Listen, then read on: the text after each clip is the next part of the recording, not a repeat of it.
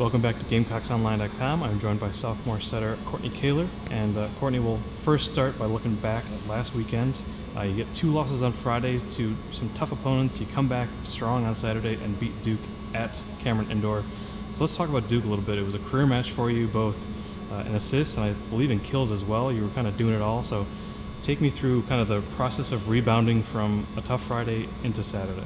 So on Friday we played 2 really good teams, Northwestern and UNC Wilmington, both coached by awesome coaches.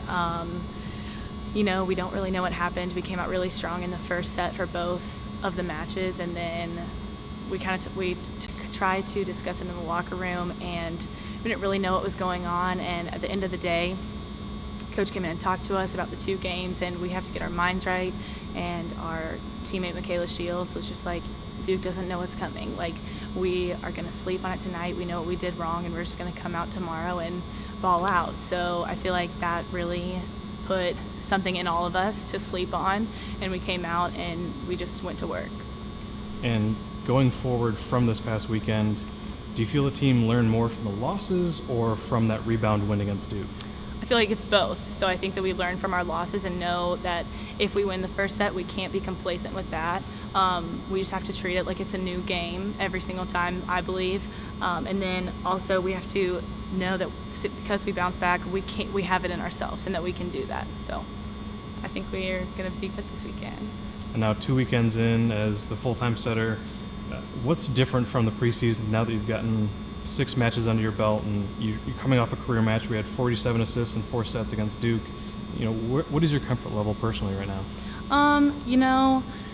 I'm getting a little bit more comfortable each game, but I can't take anything for granted. I still have to work just as hard as anyone to earn my spot every day in practice and in the games. So, I'm not taking anything for granted right now. I just still have to keep working because that's not fair to my teammates if I'm not working as hard as they are.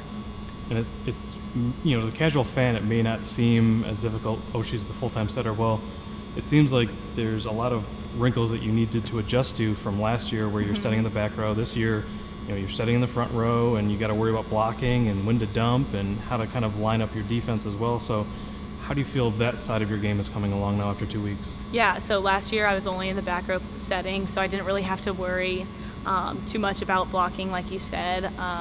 And in club, I used to block all the time. So last year I kind of got out of it. So coming back this year, I've kind of struggled in this preseason, but I'm going to try to come in and get extra work with blocking. That's where I'm really struggling right now. But yeah, just the dynamic is completely different from 6'2" to a 5'1". But it's good. I think the team's adjusting well. And Aubrey, like I said in an earlier video, she's doing awesome with helping me out with it. We'll wrap up talking about this weekend ahead of you guys. You're back home. You have 3 matches against some tough mid-major talent. You got Eastern Kentucky and Miami of Ohio on Friday, and then Saturday against Radford. A lot of those teams are coming off of big wins last weekend, riding some momentum. So how are you guys going to adjust to taking on these teams that are kind of coming in with some momentum? I feel like we have to take every game. It's a new game. We can't really look at their name. Even like you said, they're mid-majors. We have to treat them just like they're a team in the SEC. We have to come out with full competitiveness. We can't take anyone lightly. That's what we learned from this past weekend. So. Well, Courtney, thanks for your time. Thank you.